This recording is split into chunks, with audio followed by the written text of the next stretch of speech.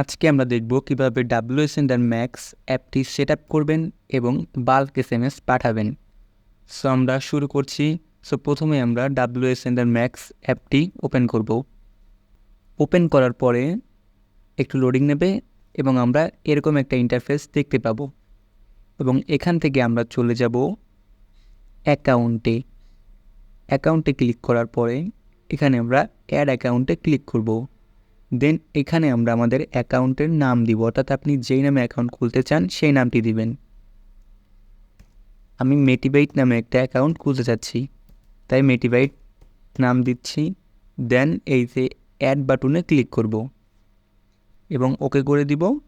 দেন আমাদের একটা অ্যাকাউন্ট খোলা হয়ে যাবে এবং এরপরে আমরা এখানে ক্লোজ করে দিব এবং চলে যাব এই অপশনটিতে। দেখতে পাচ্ছেন রেঞ্জের মতো করে এই অপশনটিতে চলে যাব এবং এখান থেকে বিল্ট ইন ব্রাউজারের জায়গায় আমরা ক্রোম ড্রাইভার সিলেক্ট করে দিব এবং এখানে সেভ করে দিব। আপনি যদি চান এগুলো আপডেট করে দিতে পারেন, update Chrome driver, update its driver, check for internal update. আপনার যদি কোনো সমস্যা হয় তাহলে আপনি এগুলো আপডেট করে নেবেন। আপনার সমস্যা হতে পারে যদি আপনার ক্রোম ড্রাইভার আপডেট করা না থাকে, তাহলে আপনি আপডেট করে নেবেন। আমার আপডেট করা আছে তাই আমি সেভে ক্লিক করি, দেন ক্লোজ করে দিব। এবং এখন আমাদের এখানে নাম্বার লিখতে হবে অথবা এক্সেল ফাইল আপলোড করতে হবে। তাই আমি আগে থেকে একটা এক্সেল ফাইল ক্রিয়েট করে রেখেছি, ওটা এখানে আমি আপলোড করব। তো আমি আপনাদেরকে দেখিয়ে দিই যে এক্সেল ফাইলটা কীভাবে তৈরি করতে হবে। সো ব্যাকে আসলাম, এখান থেকে এই যে দেখতে পাচ্ছেন আমি একটা এক্সেল ফাইল ক্রিয়েট করে রেখেছি ডিজিটাল মার্কেটিং। সেটা ওপেন করে দেখাচ্ছি আপনাদেরকে।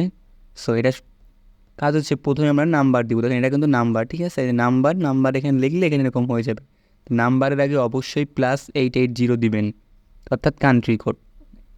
আপনি যে দেশে পাঠাবেন সেই দেশের কান্ট্রি কোডটা এখানে দিয়ে নেবেন।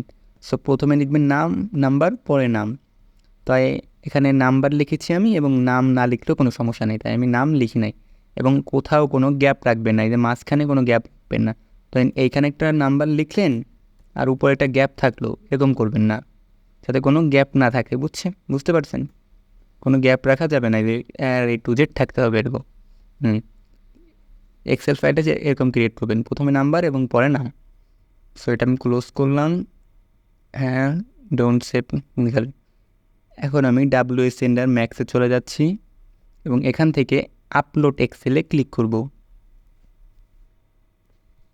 এখানে আমি আপনার দুটো এক্সেল ফাইল দেখতে পাচ্ছি। এই দুটো এক্সেল ফাইল আমি আগে থেকেই ক্রিয়েট করে রেখেছিলাম। তো আমি ফার্স্ট এক্সেল ফাইলটা সিলেক্ট করতেছি, এটা সিলেক্ট করলাম, দেন ওপেন করে দিব এবং আমরা দেখতে পাবো যে আমাদের এক্সেল ফাইলের নাম্বারগুলো এখানে অটোমেটিক ইম্পোর্ট হয়ে যাবে। এবং এরপরে এখানে আমরা আমাদের কাঙ্ক্ষিত মেসেজটি লিখব। সো ধরুন আমি এখানে জাস্ট হাই লিখে দিচ্ছি, তো আপনাদের মেসেজটি এখানে সম্পূর্ণ লিখে দেবেন এবং এরপরে এখান থেকে স্টার্ট ক্যাম্পে গেইনে ক্লিক করবেন। আমি স্টার্ট ক্যাম্পে গেইনে ক্লিক করলাম।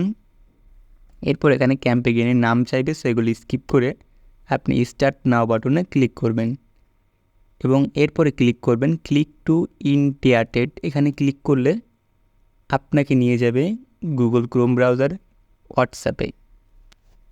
সো এখানে প্রথমবার কিছুক্ষণ ওয়েট করতে হবে, এরপর থেকে ইজিলি হয়ে যাবে। তো প্রথমবার আমরা একটু অপেক্ষা করব, হোয়াটসঅ্যাপটা লোডিং হবে এখানে। হ্যাঁ, হোয়াটসঅ্যাপ লগ ইন হয়ে গিয়েছে এবং এখানে এরকম একটা অপশন আসবে, এখানে আপনাকে একটা স্ক্যান কোড দেখাবে। সো আপনি এখানে আপনার হোয়াটসঅ্যাপ আইডিটা লগ ইন করবেন, অর্থাৎ যে হোয়াটসঅ্যাপ আইডি থেকে আপনি মেসেজ পাঠাতে চাচ্ছেন। তো এখানে আমি আমার হোয়াটসঅ্যাপ আইডিটা এখন লিঙ্ক করছি।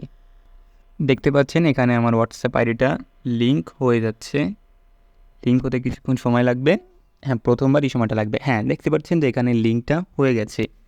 সো এখন আর কোনো কাজ নেই, এখন এটা জাস্ট মিনিমাইজ করে রাখবেন এবং এখানে স্টার্ট বাটনে ক্লিক করবেন এবং আপনি দেখতে পারবেন যে এখানে SMS চলে যাচ্ছে। দেখতে পাচ্ছেন এই যে SMS চলে যাচ্ছেন সবার কাছে SMS। এই যে দেখতে পাচ্ছেন আপনারা যে SMS যাচ্ছে এক এক করে। প্রথমবার যেতে আপনার কিছু সময় লাগবে, দেন 5 থেকে 6 বার ইউজ করার পরে সম্পূর্ণ ইজিলি হয়ে যাবে। প্রথমবার সবচেয়ে বেশি লাগবে। আপনাদেরকে দেখানোর জন্য আমি সফটওয়্যারটা আনইনস্টল করে নতুন করে ইনস্টল করেছি, জাস্ট দেখানোর জন্য। সো আপনারা দেখতে পাচ্ছেন SMSগুলো যাচ্ছে